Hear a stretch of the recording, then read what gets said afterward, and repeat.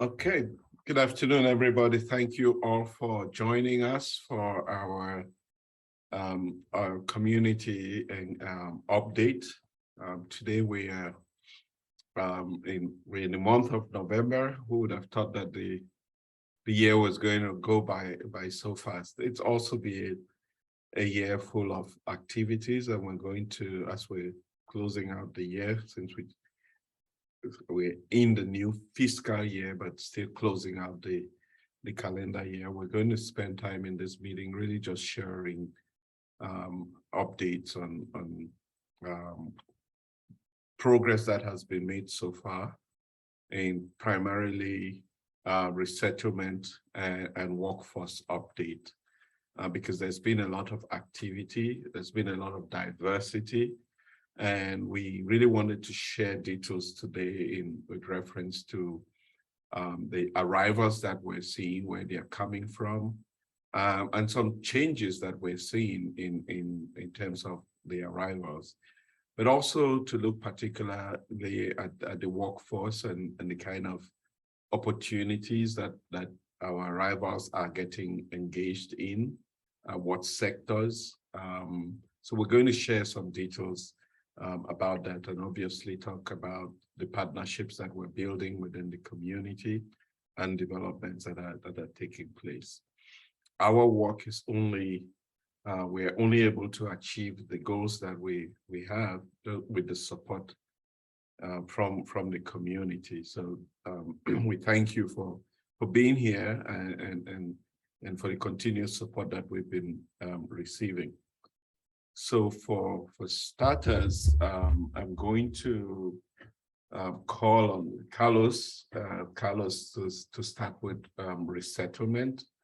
The Vice President for Client Care, the International Institute, Ariel, is in another community meeting and cannot be here. So Carlos, who is part of our client care team and it's involved with resettlement, is going to give us an update on where we are with resettlement. And then after that, we'll go on to workforce, and we'll have the Vice President here for talent development and advocacy, Blake, talk about that. And I'm not sure whether Anna is going to be part of that conversation, but I'll let that go on. So Carlos, would you want to start with resettlement? Thank you, Ari, and great to see everyone this afternoon, as it's a beautiful day out for this time of year. So thank you for joining us. As Ari mentioned, yeah, just to give everyone an update in terms of resettlement for the year. Currently, we're looking at year to date through the end of October that we've welcomed 425 individuals resettled here in St. Louis, which does include APA or Afghan parolees. So again, that's looking at year to date, where we also talk about the fiscal year, the government fiscal year. And for November expectations, we have about 35 individuals coming through the International Institute being resettled here, among them from Afghanistan, some Burundi, Congolese, Iraqi, Syrian, and also Ukrainians that are being resettled directly through the International Institute that we're starting to see. And we'll talk a little bit about that more on the next slide. So we're looking at closing out the calendar year close to about 500 individuals. And we just want to highlight that there are more, we're seeing a more diverse group of individuals, including from the Congo, from Guatemala, from Iraq. So these are really diversifying the pool of individuals coming to St. Louis, which we're very excited to continue having here.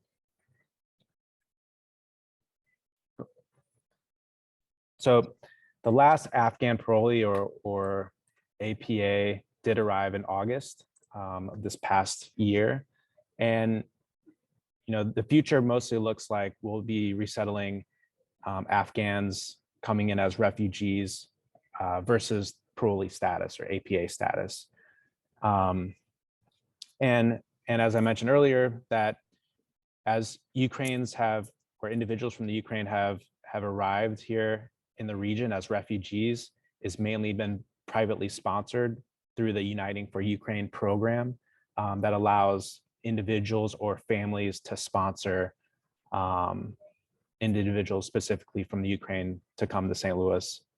So there was a significant number of applications from the St. Louis region to welcome those individuals. And while that's and while that is continuing to happen, we are receiving individuals from the Ukraine directly here at the Institute now. So what does that look like? So, a refugee that arrives, or an individual that arrives as a refugee, so they have a flight through IOM, or the International Organization for Migration, and that's where we receive, where we sponsor that individual or that case, and that case receives per capita funds where the International Institute spends it on their behalf. When the individual is arriving through a private sponsorship, that case or that individual is eligible for most services provided here at the International Institute, minus or except for the refugee resettlement services and per capita funds. So that is predominantly done by the sponsoring individual or family that is supporting that process. And I know that I also want to include Blake here on this, who has some additional items that he can kind of add color to this conversation too. Sure. Thanks, Carlos. When we talked previously about Ukrainian arrivals and the numbers that have been sponsored, what we see in Missouri, there are more than 1,000 applications that have been submitted for Ukrainians to arrive through that sponsorship program. That will not include individuals who will be resettled as refugees in this upcoming year. And it's important to note that Ukrainians in this current federal fiscal year will be arriving in both manners, which can be a bit confusing for individuals in terms of what is available to them or who's available to support them. It isn't that we cannot assist individuals that are resettled by individual sponsors. We just can't provide those initial resettlement services. There are plenty of programs that they will be able to access through the International Institute once they arrive. However, just that initial resettlement service of finding an apartment and providing that individual case management for the first 90 days, that won't be available to them. But the rest of the services that we have, medical case management, health and mental health, access to employment, access to benefits, those are all services that we can and will continue to assist with. And I think it's also worth pointing out that another group that was hotly anticipated as being able to be added to the resettlement rosters, we are starting to see, and that is Guatemalans, who will be a part of this fiscal year's resettlement program, which is really fantastic. In what numbers, that remains to be seen. And we'll talk a little bit in a moment, I know, about what our projections are, but I think it's important to note that we get a lot of questions about who these folks will be. And we can't really know. We only know in retrospect. But with that, I'll kick it back over to you, Carlos. Thank you, Blake. So yeah, we can go on to the next slide. And so looking at updates for the fiscal year ending September 30th of this year. So we've resettled 829 total individuals, including Afghan parolees or APA, and APAs account for, or parolees account for 597, and as well as refugees. So that kind of wraps up this federal fiscal year ending at the end of September, where we've just started the new federal fiscal year at the beginning of October. If there's any other additional kind of insights you want to provide, Blake, on what next year might look like, happy to have that too. Well, we've been approved for a number of refugees and SIVs, around 700 total. But we know that number that we're approved for can vary considerably given evolving geopolitical situations. We wouldn't have expected last year, for example, to receive as many folks from Afghanistan as we did. nor would we have had any inkling last fall around Ukrainian arrivals. So that is to say that if the recent past is any precedent, we don't know, what the future will hold. We do know what the intent is of the resettlement program, and they've identified, these additional conflict zones as a possible source for refugee resettlement. But as we mentioned in meetings past, all that really is contingent on the federal government doing this overseas processing and vetting, which we're still recovering from, previous scale downs of those operations abroad under previous federal administration, and then other challenges that were put in place as a result of COVID. So as we're moving more and more into I would say, more normalized space for this overseas processing, I think we could expect a little bit more stability in terms of the federal government meeting its promise in terms of the number of refugees that could maximally be resettled. But we're still thinking that it's going to, while the cap is set at 125,000, until that capacity is there, we don't really have any hope of reaching that number. We think it will increase through the year, as it always does. But we do think it'll be somewhere between that 62,500 and 125,000 number that we've been talking about.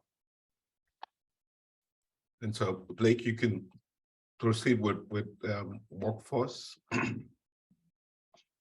Happy to. So we wanted to just take a moment to break down a little bit of the work to this point in the year for you all. We talk about job placements, but we wanted to get a little bit deeper into that. Where are these job placements happening? What type of work are clients getting connected to? And so to date, since January 1st, we have had 223 job placements. And that is assisting clients in 30 different zip codes, which is a new record for us here. This is due in part to, of course, Ukrainian clients under individual sponsorship being resettled to zip codes that we didn't have housing connections in previously. And so providing service to them means that we really expanded that zip code set and are providing a lot more services to folks in St. Louis County, St. Charles County, and even some in Franklin County and Jefferson County who've made their way to our offices for services. To date, we've worked with 58 different employers for those 223 job placements. And the average wage so far in 2022 is $15 an hour, $15.93 an hour.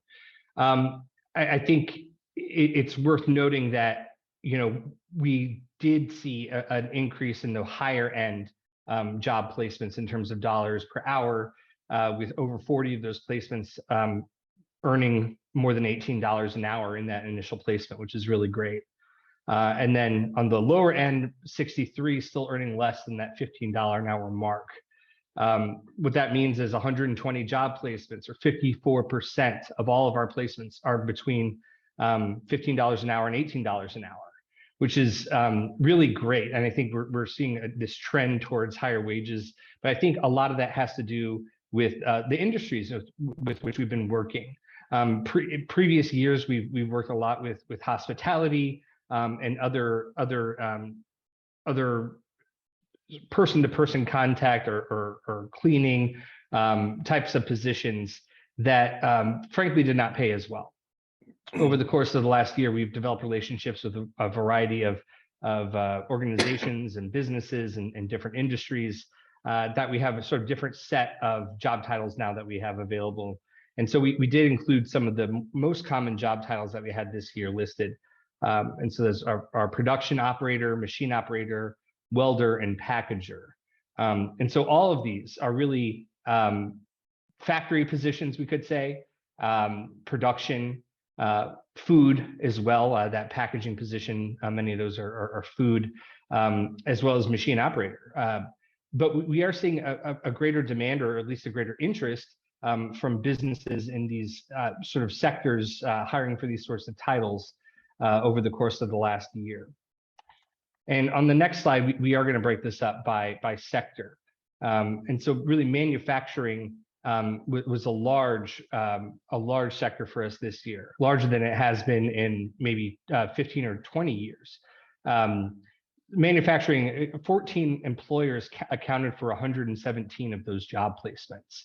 And so I think that's reflective of the demand, and certainly reflective of the economy. I think as we've seen manufacturing pick up here locally, we've also seen demand for workers in that space increase exponentially. So those are amongst the most competitive wages. With amongst those job placements, the average placement wage was $16.60 per hour. Another sector that was really vital over the course of the last year, and I think we are seeing continued growth in, is healthcare. 6 employers in the field that accounted for 33 job placements with an average wage of $15.70 per hour. And it makes sense, right? There has been a lot of turnover in the healthcare space over the course of the last couple of years due to the pandemic. There are plenty of opportunities for folks entering healthcare, and some of the titles associated with this are patient care transport, as well as food service and internal housekeeping at hospitals as well. There were actually 2 folks that were selected for lab positions as well. So it really runs the gamut of types of jobs within that sector. And the last one here is food production, again, an essential industry. As we were working through the pandemic, 13 employers, again, accounting for 33 job placements with an average wage of $15.37. These positions were often assembly, packaging, machine operator type positions within food production. And these are many of the folks that we've worked with within food production have been longstanding employers that we have worked with, though we did add a few new employers in this last year. And then, as we're considering the types of employers that we want to work with as an agency, we're looking at a number of factors. The jobs that we'd love to get connected with are those that pay more than $15 an hour. We're also seeking jobs that are accessible via public transportation, so on a major bus line, or accessible via metro transit, and jobs that are full-time and provide benefits. Really, these are, at this point, criteria for us to be working with employers. And so if you do know any employers who offer jobs that meet these criteria, we would love to hear more about them and get introduced to them. And how can that happen? Well, we do have a job order form available through our website, which I've hyperlinked here, and this will, of course, be sent out to you all after this presentation. And thank you, Carlos, for linking it in the chat. The job order form is to be completed by employers per each individual position that they would like assistance with finding employees for. So the form is created, the form is submitted online, and our staff are getting to these and screening them and reaching back out to employers to learn more about the positions before we begin screening candidates for the role. And I want to make sure that that's clear. Just because somebody submits a form does not mean we're jumping to finding new employees for them. Still, the work is relational in terms of us having an understanding of what the job is, so that we can talk with our clients about it, but also employers understanding some of the benefits and some of the challenges that they might come across when working with clients, and how we can assist them in navigating some of those challenges and having them really take advantage of the opportunity that is working with our clients and bringing them to their place of work. Of course, if you do have any questions about any of this, you can feel free to reach out to me. And I will also be putting Anna Hall, our Director of Workforce Solutions, I'll put her email in the chat as well. Thank you.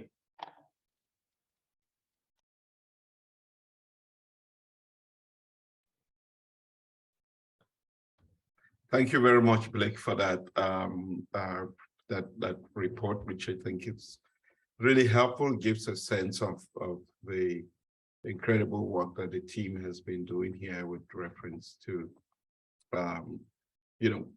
placing people, and also from the resettlement standpoint, how much we have accomplished in the last year and what we're looking ahead for.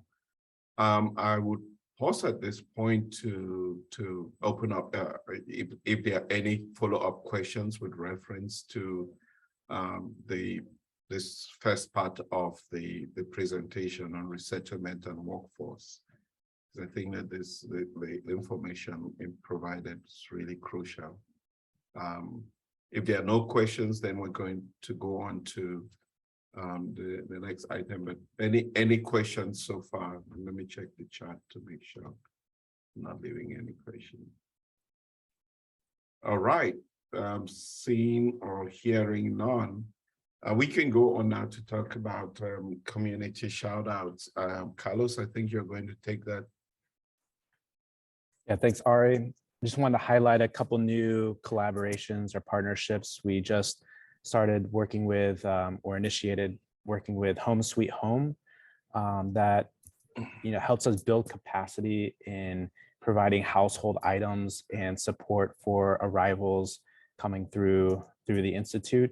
This includes also allowing individuals to shop for items as they like, but also with our apartment and housing setups that we do on a regular basis. So this is something that we are just initiating now, and excited for the opportunities of working together with Home Sweet Home, and it just adds capacity and an additional resource for us to utilize here with our housing needs. We also just actually today with our program community program manager John Worth leading a session with Citizens for Modern Transit, AARP, and Metro, really working with providing support for our clients utilizing public transit here in the region, essentially working with volunteers and how we're going to work with volunteers, working alongside our new arrivals in navigating, building confidence, utilizing the public transit system. Also, when it comes to work and work placement and utilizing this as a resource we have for the region. So this is one way we're equipping our volunteers to then work with our clients on navigating and kind of building that confidence with this public transportation resource. So we're extremely grateful for this work that just started actually today, where we had our first train the trainer session here at the Institute, also going out, utilizing the public transportation route on Grand, which is, I think, the busiest route here in the region. So another great resource that we have here. I'll take it over to you, Ari. Yeah, thank you very much, Carlos. The training is valuable. I think it's still going on downstairs. Just finished. Just finished. Okay, great. And then we have upcoming events. Is Moji, would you like to talk about the upcoming Ubuntu event, which is a celebration of multiculturalism? Is Moji on? No, I don't see Moji. So this event is coming up on Wednesday, the 17th, from 6 p.m. to 9 p.m. We're gearing up for that event, and we still have seats available. So if there's anyone who hasn't picked up a ticket, we still have some seats available. So we're still looking for sponsors as well for this event. So we encourage anyone who has not yet had the opportunity to do so. It's going to be really a celebration of multiculturalism, and we will be honoring Anna Crosslin, who is the past president and CEO of the International Institute, that really spent, decades of her life fostering multiculturalism within this community. To recognize her, we're actually going to be announcing the launch of the Anna E. Crosslin Center for Multicultural Excellence, which would be a regional and national hub of resources for multiculturalism, diversity, equity, and inclusion. I'm not sure Barbara is here, but Barbara is here. We now have a director for the center, Barbara Gun-Lepi. Barbara, if you're here, and you have anything to add, please feel free. Barbara?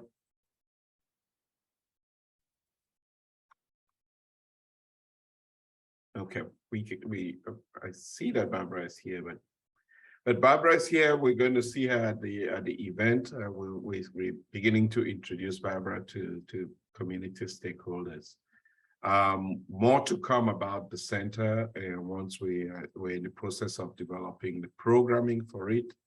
So as time unfolds, the community is going to learn a little bit more about the kind of programming that's going to be offered at the Multicultural Center. Any questions? Seeing none, we are planning on the 19th of November to offer our new arrivals their first Thanksgiving meal, basically their first Thanksgiving experience. So this is really a special event. It's going to be on November 19th, which incidentally happens to be the 103rd anniversary of the International Institute.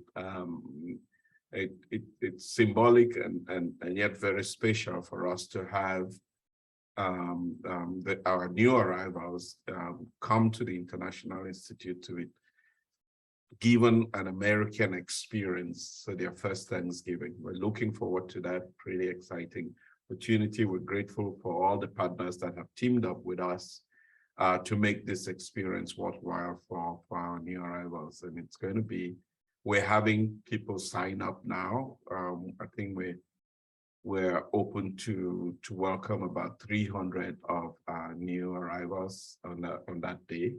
Where we have enlisted about 50 volunteers to support this event. So it's whilst it's hosted here at the International Institute and primarily supported by the Institute, it's really, again, there's the community coming together to offer them this experience. We are hoping to have, as part of this experience, engagement with the police, with the fire department. So we also give the clients the opportunity to engage with these community stakeholders as one of the ways that we want to foster that integration and strengthen the relationship between the community and the police force or institutions like the police force.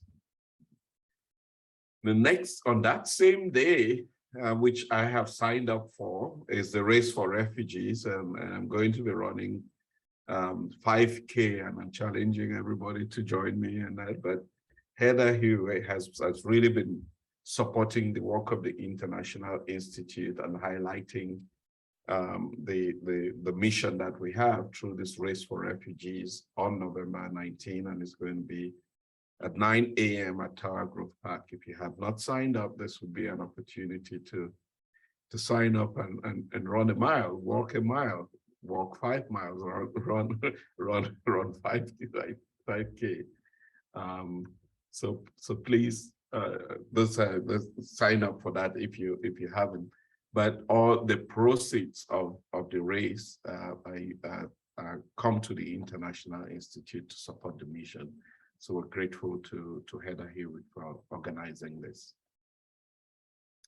With that, any other item, activities? I'm looking at the stuff here that I haven't covered with this. No. Okay, let's go on to, so that brings us to other community collaborations. And would I bounce back that to you, Carlos, or John? I don't see John, but I'll let you take that. I'm happy to discuss real quick. So yeah, we have a number of volunteer opportunities still posted on our website on an ongoing basis. We have a number of slots open for our mock interviews, for job interview workshop. They're on specific Fridays, from this from November 17th through basically December 16th. So we have a number of shifts available. Again, for those that haven't gone through a background check, it's always good to have that done, and background checks are needed, I think, up to date on a yearly basis. So just want to emphasize that. We do have some babysitting needs for clients that are bringing their kids or young children to the Institute and supporting that. We have a lot of shifts available, as well as what we mentioned earlier with the public transportation and having support for our bus buddy system, or working alongside with educating our clients on the public transportation system, and apartment setups that we have on an as needed basis. So all these links I'll share in the chat as well. The direct link to our volunteer opportunities here at the Institute, because we'd love to see all of your friendly faces get here at the Institute and working alongside our clients. So thank you again for everyone's support. And some needs that we do have, we're going to be sending out a call to the community, but we do have some needs for in-kind donated items. That includes laundry detergent, cookware sets, microwaves, tall trash cans, and diapers. When we had such a huge support in the last year of in-kind items, we're happy to report that a lot of those items have been used for our clients. So we're actually back in need of accepting these items, and one that can be brought to the Institute, or two is that we have Target and Walmart wish lists where individuals can purchase those items and they'll get delivered here at the International Institute. Again, also grocery gift cards to Aldi and Schnucks that support food security for our clients, especially upon initial arrival, as well as donations and contributions to our TAO fund. And the TAO fund specifically was set up to go directly for direct support to refugees as they're arriving through the International Institute. So we've also utilized that quite a bit in the last year and are looking to expand our support and capacity when it comes to the TAO fund. So again, we want to thank you for your contributions over the last year and also moving forward. And just great points of contact for volunteering, for youth programming and mentorship, and our volunteer program manager, John Worth. If you have any questions about any of these items, feel free to reach out to them, as well as donating at the International Institute's website /donate, and as well as volunteering. Great. Thank you very much, Carlos. We still continue to have job openings here at the International Institute. We're grateful. We've had some references from the community, but we're still trying to fill up some key positions like the Director of Social Work and Chief Development Officer. I think we just pulled off the Financial Reporting and Grant Management Director. I think that has just been offered to somebody. So there's still job openings. We still have about 15 positions that are open here at the International Institute, and we keep looking for people to join the team. With that said, I think that brings us to the end of our presentation. And I just want to conclude with a trend that we're seeing. When we started receiving the Afghans, one of the things that we as a community thought about was how we could almost repeat some of the experiences that we had with the Bosnian arrivals in the 90s. And so far, of the initial 725 or so Afghans that we received, we're already seeing a movement from secondary migration of Afghans from different communities. At last count, which was 2 weeks ago, we had already seen about 41 families move into the area. So of the 215 families that we received, we've seen a 41 gain on that number of cases, as well as about approximately 131 individuals that have moved into the area. So to an extent, we're beginning to see that movement, and it's thanks to the work that we have done together as a community, and as we continue to do to be innovative in how we make sandwich welcoming and attractive. We're hoping that this number is going to continue to grow and consequently leads us to achieving the goals that we have, driving more and more immigrants, not only Afghans, but immigrants to come to St. Louis and you know, work together to build a more welcoming and more prosperous and healthy region for all. We thought I should end on that high note because it's really one of the outcomes that we wanted to see, and we seem to be moving in that direction. But again, it's thanks to everybody, every community stakeholder playing their part in this journey that we are on, and hopefully we continue to grow and expand this to the various groups that are coming. We've seen the diversity that's coming into the community: Ukrainians, Guatemalans, people coming from the Congolese, Sudanese, people coming from Myanmar. It's really, really positioning St. Louis as that diverse community that we really want. And hopefully we would bring in the resources that we're going to be developing with the Anna E. Crosslin Multicultural Center of Excellence to support this growth that we are having as a community. If there are no questions for us, I want to thank you all, or any announcements from the team. But I want to thank you all for being here, for taking time to be here. We'll do this again next month as we see progress being made in this area. So thank you again, and have a wonderful rest of the day. We'll talk to you next month. Bye, everybody.